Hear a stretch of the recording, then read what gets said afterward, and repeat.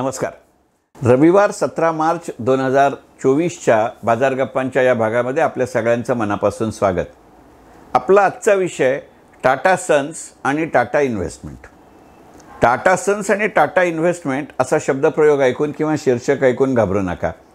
मला पूर्ण कल्पना आहे की ह्या दोन्ही कंपन्या जरी टाटा समूहातल्या असल्या आणि टाटा समूहातल्या महत्त्वपूर्ण कंपन्या असल्या तरी टाटा इन्व्हेस्टमेंट ही टाटा समूहातली लिस्टेड कंपनी आहे. त्याच्या व्यतिरिक्त टाटा सन्स हा एका अर्थानं संपूर्ण टाटा समूहाची एक नियंत्रक संस्था, नियंत्रक कंपनी, पेरेंट ऑर्गनायझेशन असली तरी ती एकाही नव्या पैशाच्या अर्थानं ही शेअर बाजारामधली नोंदणीकृत किंवा लिस्टेड कंपनी नाही.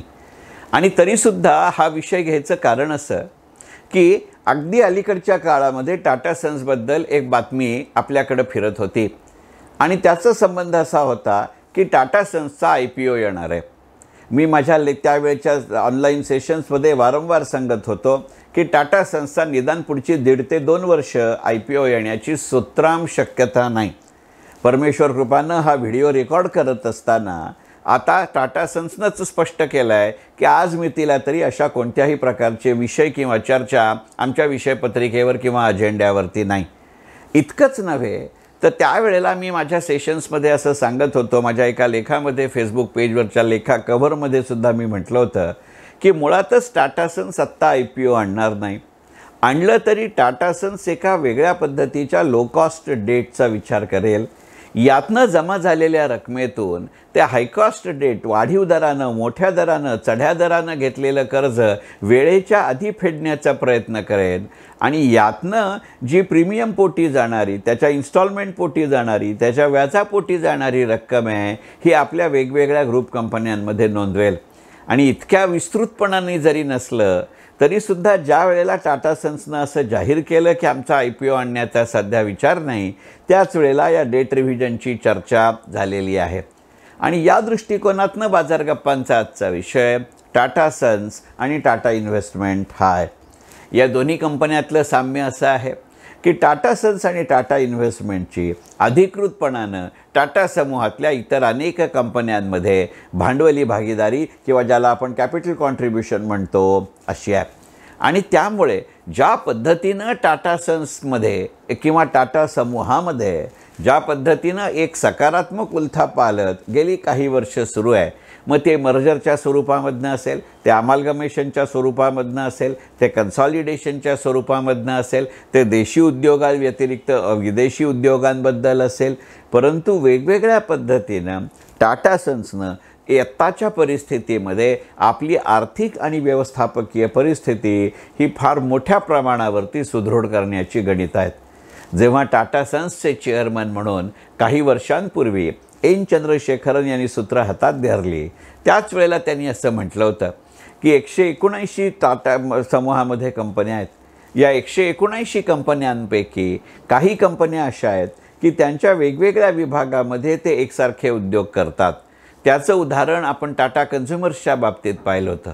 टाटा कॉफी असेल, टाटा ग्लोबल बिव्हरेजेस असेल, टाटा कन्झ्युमर असेल, यांच्यामध्ये कंपनीचं नाव वगळलं तर एकाच कंपनीमधल्या 2 वेगवेगळ्या डिव्हिजन किंवा 2 वेगवेगळ्या टाटा कंपन्यांच्या 2 वेगवेगळ्या डिव्हिजन एकाच पद्धतीचा व्यवहार करत होते.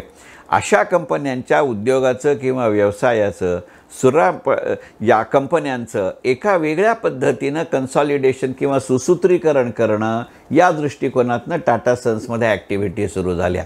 यातनं केवळ लिस्टेड कंपन्यां निर्माण करणं अशातला भाग नव्हता. अगदी आत्ताच्या एका बाजार गप्पांच्या भागामध्ये जसं आपण टाटा मोटर्समध्ये पाहिलं की टाटा मोटर्स ही ऑलरेडी नोंदणीकृत कंपनी आहे, गेली कित्येक दशकं आहे. परंतु पुढच्या वर्ष सव्वा वर्षाच्या काळामध्ये या टाटा मोटर्सचं 2 वेगळ्या कंपन्यांमध्ये विभाजन करण्याचा निर्णय टाटा सन्सनं घेतला आहे.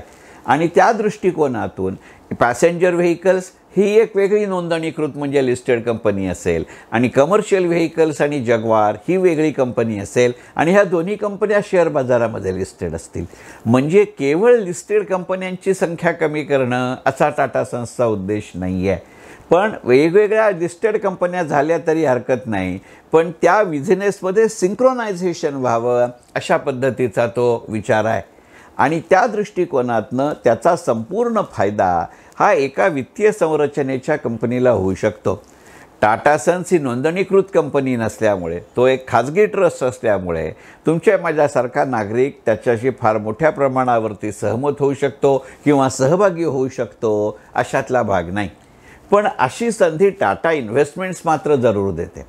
कोणत्याही टाटा समूहाच्या कंपनीमध्ये टाटा सन्सला जेवढा से असतो, जेवढा स्वयंनिर्णयाचा अधिकार असतो, तेवढा स्वयंनिर्णयाचा अधिकार टाटा इन्व्हेस्टमेंटला असेलच असं नाही.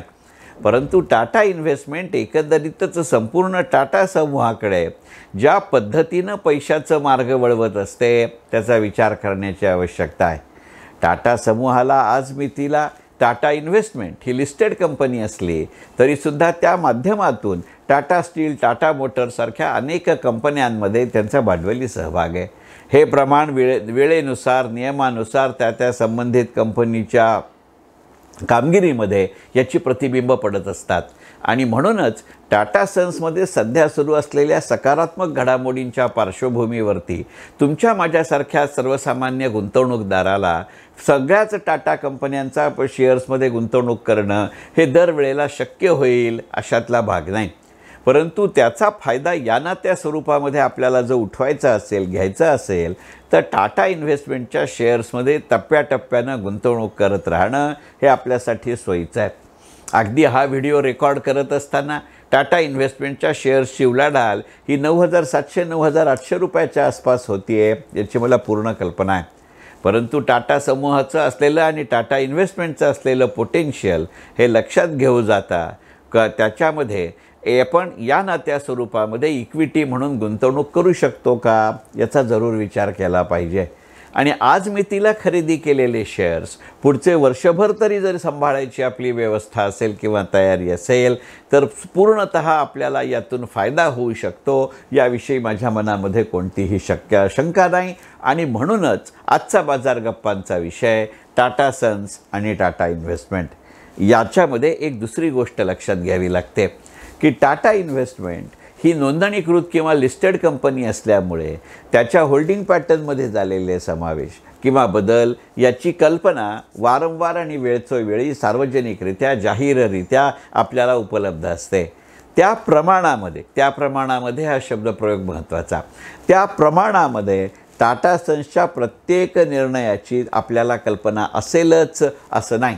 त्यामुळे टाटा सन्समधल्या घडामोडीकडे लक्ष ठेवत असताना त्या घडामोडींचा एक पूर्णपणाने वेगळा फायदा घेणं हे टाटा इन्व्हेस्टमेंटच्या माध्यमातून आपल्याला शक्य आहे. आणि म्हणून आजचा बाजार गप्पांचा विषय टाटा सन्स आणि टाटा इन्व्हेस्टमेंट. मनःपूर्वक धन्यवाद.